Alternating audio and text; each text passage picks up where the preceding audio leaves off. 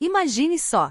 Existe um paradoxo fascinante que surge quando começamos a enxergar a verdadeira essência da existência. É algo que transforma tudo. No instante em que você desvenda o jogo cósmico, quando rasga o véu das aparências, certas coisas deixam de fazer sentido da forma como antes pareciam óbvias.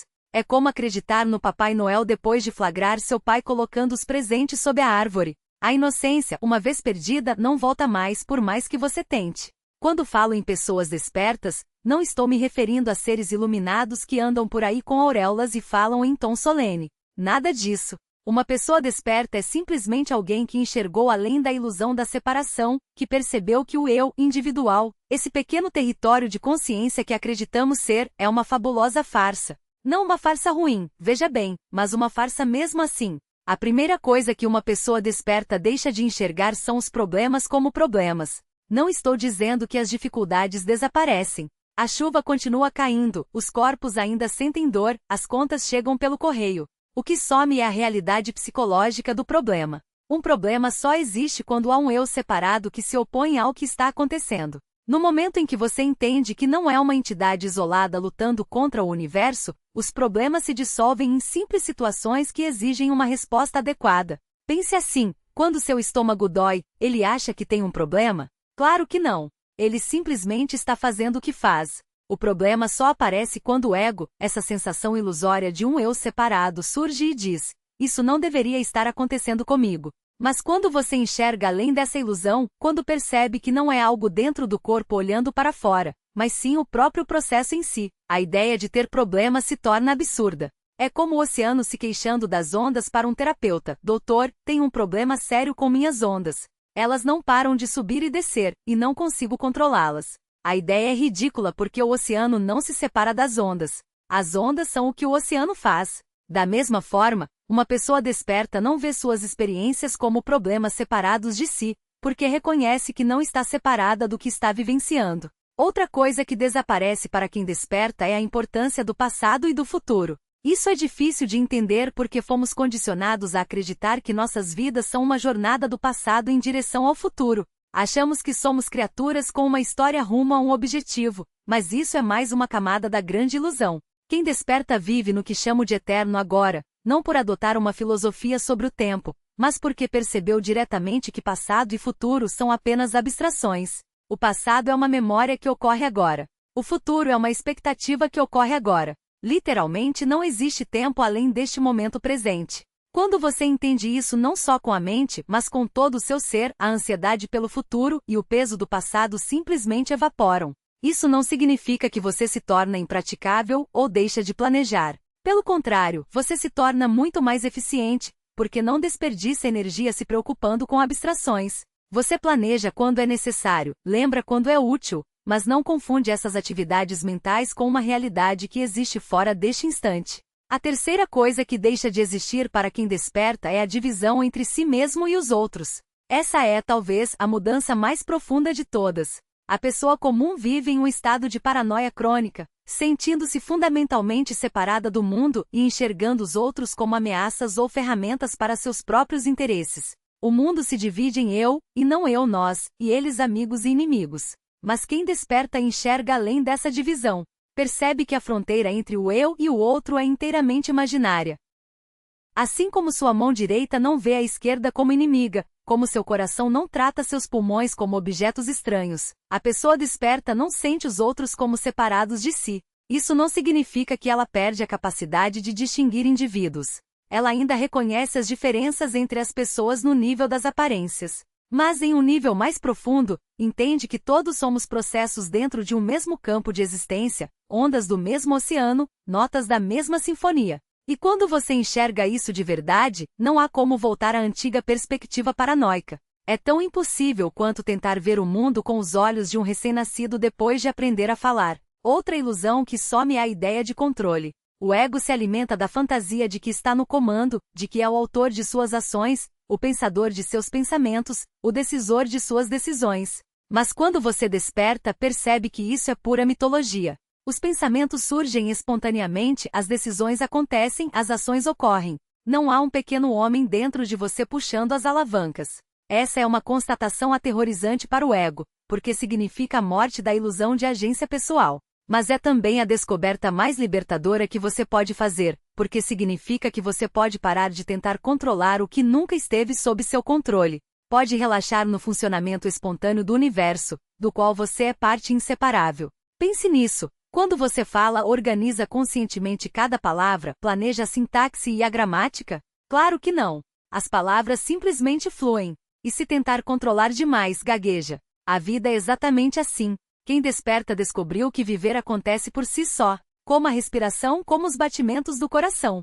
E quando você enxerga isso, a ilusão do ego controlador não se sustenta mais. Por fim, a pessoa desperta também deixa de ver o mundo como algo sólido e estático. A percepção comum é de que o universo é feito de coisas, de objetos que persistem no tempo, de entidades sólidas que se chocam como bolas de bilhar. Mas o despertar revela que o universo não é feito de coisas. É feito de processos, de verbos em vez de substantivos, de padrões dançantes em vez de formas fixas. Quando você olha de verdade, percebe que tudo está em movimento, tudo é fluxo. E essa compreensão transforma radicalmente a maneira como você vive. Confrontadas, mas não conseguem mais enxergar outro ser humano como um inimigo intrínseco. A divisão entre nós e eles se dissolve quando você percebe que a consciência que anima você é a mesma que anima todos os outros.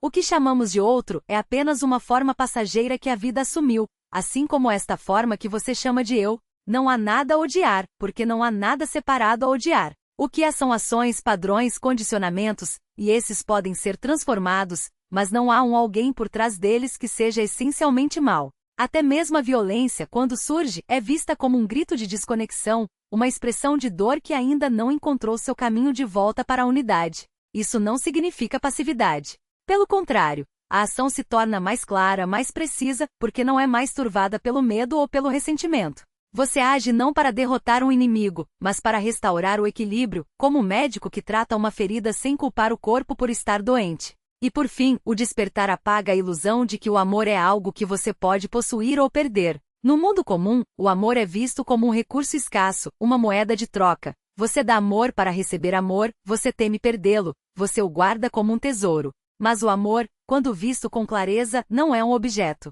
É o próprio tecido da existência, a força que mantém os átomos unidos, que faz as estrelas brilharem, que permite que uma semente se transforme em árvore. Você não tem amor, você é amor, no mesmo sentido em que o oceano é água. As ondas podem surgir e desaparecer, mas o oceano permanece.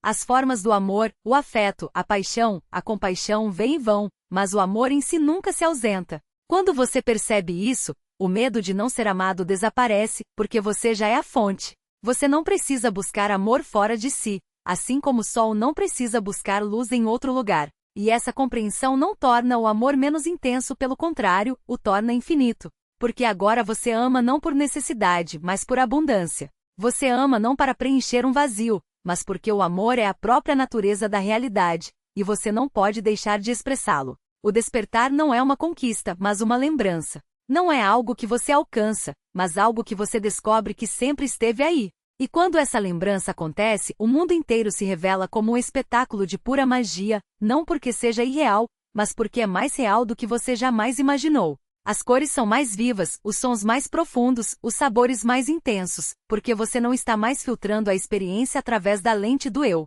Você está simplesmente aqui, imerso no milagre de existir, sem precisar de explicações, sem precisar de garantias. E essa simplicidade é a maior liberdade que existe. Porque quando você para de lutar contra a vida para de lutar contra você. E o que resta é apenas isto: o fluxo, o jogo, a dança eterna, sem começo e sem fim. E é justamente essa visão que dissolve a ilusão de oposição. Aqueles que despertaram não lutam contra o mal como se fosse um inimigo externo, uma força alheia a ser exterminada. Eles enxergam além. A crueldade e a injustiça não nascem de seres fundamentalmente diferentes, mas de uma mesma consciência adormecida, de uma mesma ignorância que se manifesta em formas distintas. E a ignorância não se combate com violência, ela se dissolve com luz. Quando você percebe que não há um eu separado, compreende que quem causa dor também não é um outro isolado. É o universo se expressando através de uma configuração temporária turva, mas ainda assim parte do mesmo tecido. Isso não significa tolerar o que machuca. Significa responder com clareza, não com ódio, com compaixão, não com condenação.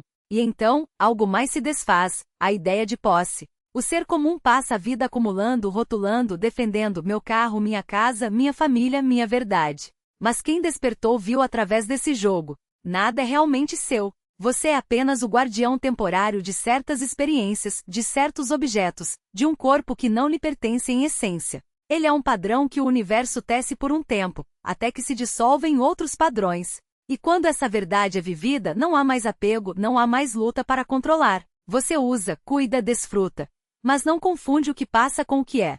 Anda leve pela vida sem fardos, sem a ilusão de que algo pode ser guardado para sempre. Também desaparece a noção de que as coisas acontecem ao acaso. Não porque o despertar imponha uma filosofia de que tudo tem um propósito, mas porque ele revela, de forma direta e inegável, que o universo é um todo indivisível, um único evento em expansão. Em um sistema unificado, nada é aleatório. Cada acontecimento está entrelaçado a todos os outros, não por uma cadeia mecânica de causas e efeitos, mas por uma ressonância cósmica, uma dança onde tudo pertence. Não se trata de decifrar um sentido oculto, mas de reconhecer que cada instante, por mais doloroso ou absurdo que pareça, é parte necessária do grande movimento. Isso não torna a dor menos real, mas remove o sofrimento adicional de acreditar que a vida é um caos sem significado. E então, outra ilusão se esvai, a necessidade de comparar. O ego vive medindo, classificando, perguntando: sou melhor? Sou pior? Onde me encaixo? Mas o despertar expõe a falácia por trás desse jogo. Quando você percebe que não é um indivíduo isolado competindo com outros indivíduos, a base da comparação desmorona. Não há um você separado para ser melhor ou pior, porque não há separação. Você é uma expressão única da mesma vida, assim como cada onda é única, mas não está apartada do oceano. E essa percepção traz uma liberdade imensa. Você para de competir, de se medir, de se julgar por padrões inventados. Simplesmente é sem desculpas, sem orgulho, sem a necessidade de provar nada. Também se dissolve a crença de que a felicidade está em algum lugar no futuro. O ego vive adiando a alegria. Serei feliz quando tiver o emprego, quando encontrar o amor, quando me aposentar, quando alcançar a iluminação. Mas quem despertou descobriu que a felicidade não é um destino a ser conquistado. Ela é a condição natural que surge quando você para de resistir ao agora. Não é algo que acontece com você, é o que você é quando remove os obstáculos que o impedem de reconhecer sua própria natureza. E esses obstáculos são variações de um mesmo tema, o desejo de que as coisas sejam diferentes do que são. Quando esse desejo cessa não por repressão, mas por compreensão, o que resta é um estado de bem-estar, de contentamento, de paz que não depende de circunstâncias. Por fim, e talvez o mais libertador de tudo, desaparece a ilusão de ser vítima. A mentalidade de vítima nasce da crença de que você é um ser separado à mercê de forças externas. E embora seja verdade que não controlamos os acontecimentos, o despertar revela que você não é uma entidade a qual as coisas acontecem. Você é o acontecer em si. Quando uma onda se quebra na praia, não dizemos que o oceano está sendo vítima da areia. O oceano é a onda, a praia, o impacto. Da mesma forma, você não está separado dos eventos da sua vida, você é a vida se vivendo, e nada acontece para você, tudo acontece como você. Essa é a libertação definitiva, não a libertação das dificuldades, mas a dissolução da ilusão de que existe um eu separado sofrendo por elas. Quando essa ilusão se desfaz, o que sobra é a compreensão de que você é o processo inteiro, as ondas e o oceano, o dançarino e a dança. E é isso, meus amigos, que quem despertou não consegue mais enxergar. Todas as estruturas elaboradas que o ego constrói para sustentar a ilusão de separação. Uma vez que essas estruturas são vistas através, uma vez que o jogo é reconhecido como jogo, não há volta. Você pode até fingir, pode até brincar de ser quem era antes, mas a inocência antiga se foi para sempre. E no entanto, eis o paradoxo final, ao perder essa inocência, você ganha outra, muito mais profunda. A inocência de simplesmente ser o que você é, sem máscaras, sem defesas, sem a necessidade de ser nada além deste momento, eternamente se desdobrando. Obrigado.